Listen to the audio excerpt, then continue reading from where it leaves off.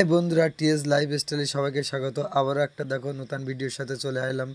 রেমাল ঝড়ের সকাল দিয়ে আমি যে ব্লগটা শুরু করছি, তো সে ব্লগটা সম্পূর্ণ দেখো, কেননা ব্লগটার মধ্যে যে রেমাল ঝড়ের পুরো শুরু থেকে লাস্ট অবধি আমাদের সুন্দরবনে কতটা ক্ষতি করেছে তার টোটালটাই আমি দেখানোর চেষ্টা করবো। কারণ কারেন্ট দিয়ে শুরু করে বাঁধবন্দি শুরু করে আমাদের টোটালটাই সুন্দরবন কতটা ক্ষতিগ্রস্ত, যে কতটা বছর আমাদের ম্যাক্সিমাম 10টা বছর আমাদের পিছন ফেলে দিয়ে গেছে। কেননা যে হারে গাছপালা সব কিছু আমাদের তছনছ করে দিয়ে চলে গেছে রেমাল ঝড়ে। তো দেখো যে সকাল দিয়ে যে কতটা বৃষ্টি অঝরে যে এই আম দিয়ে শুরু করে প্রতিটা ফল গাছ আমাদের কিভাবে নষ্ট করে দিয়ে চলে গেছে। তো আমার এক জামাইবাবুতে সে সকালে মাছ ধরার জন্য গিয়েছিল পুকুরে, কেননা পুকুর গোটা পুকুর খাল পুকুর সব তো বন্যা হয়ে গেছে। কেননা মাছ নেই, মাছ এক জায়গায় নেই, টোটাল পুকুর মাঠে হয়ে গেছে। তো তারপরে দেখো আমরা একটু জেটিঘাটের দিকে চলে আসলাম, যে জেটিঘাটের যে নদীর আজকে যে রূপটা সকাল দিয়ে যে কতটা ভয়াবহ যে রূপটা নিয়ে চলে এসছে, সেই রূপটা নিয়ে আমরা একটু দেখানোর চেষ্টা করছি। কেননা আমাদের রাতের বেলা যে ঝড়ে যে খবরে বারবার দেখাচ্ছে, সতর্ক করছে যে রাত 11টার থেকে যে ঝড়টা আসবে। কেননা আমাদের এমনি ভয়ে গা কেঁপে উঠছে, কেননা আমরা যে কতটা ভয়ে আতঙ্কে আছি। যে নদীর রূপটা দেখো যে কতটা মানে ঢেউ, সেই ঢেউটা যে কেউ দেখলে এমনি ভয় পাবে। কেননা আমরা দেখতে গেছি যে কতটা রূপ নিয়ে আসছে। কেননা এটা আমাদের এখানকার সুন্দরবন মানুষের আমাদের ভয়াবহকে যে ভয়াবহ আমাদের এখানেই কাটাতে হবে।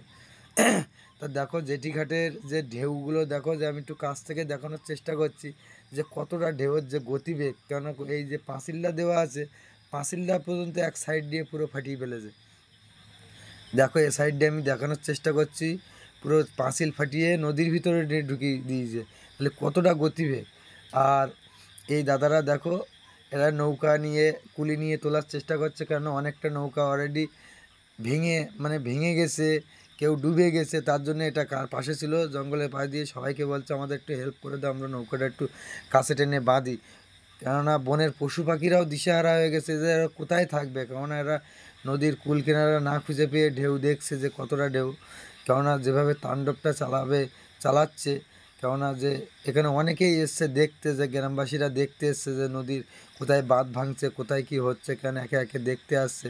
তারা নৌকা আছে মাছ ধরার জন্য, কারণ এদের এটাই রোজগার ভাত। তারাও দেখতে এসছে আমাদের নৌকাটা ঠিকঠাক আছে কিনা। তো আমি সেটুকু দেখানোর চেষ্টা করছি, কারণ নদীর যে এখানে যে জেটিঘাটে আমি এসেছি, সেই জেটিঘাটে সেই রূপগুলো দেখানোর বারবার চেষ্টা করছি। কারণ এখানে খবর মিডিয়ায় এরা এসছে, এরা যতটা হয়েছে ততটাই একটু বাড়িয়ে বলবে, কেউ কম বলবে। কারণ আর আমরা সুন্দরবনের মানুষ, আমরা বেড়াবোও না কমাবোও না।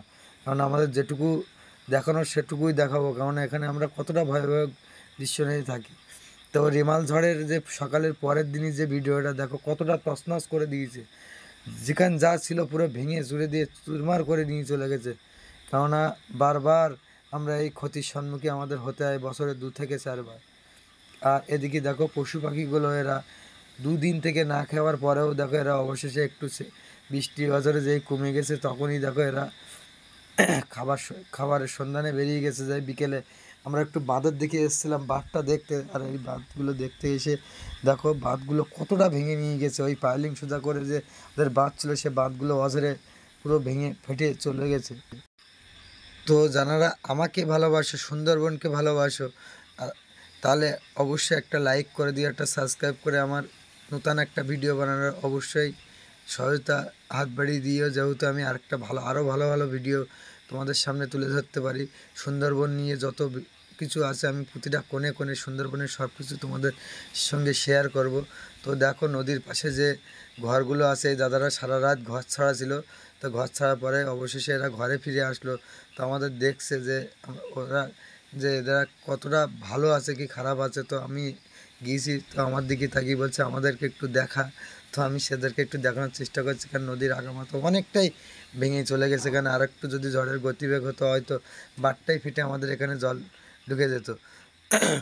তো বারবার আমাদের এই ক্ষতির সম্মুখীন আমাদের হতে হয়, কারণ আমরা এই ক্ষতিগুলো আমাদের প্রতিটা বছরেই আমাদের এই ক্ষতিগুলো আমাদের সম্মুখীন হতে হয়। তো দেখো একটা সুন্দর একটা ঘোড়া, কারণ আমি আসার পথে দেখলাম একটা সুন্দর ঘোড়া, তো সেই ঘোড়াকেও একটু ভিডিও করার, কারণ এও দুদিন ধরে না খেয়ে আছে।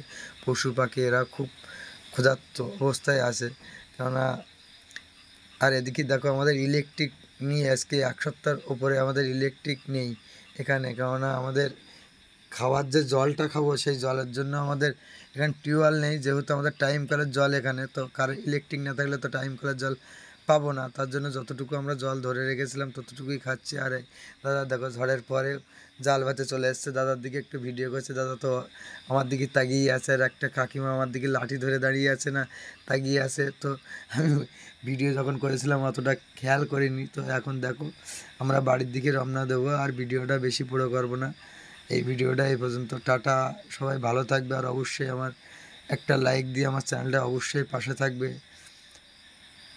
টাটা। আরে বন্ধুরা, সুন্দরবনে এমন ভিডিও পেতে অবশ্যই পাশে থাকবে।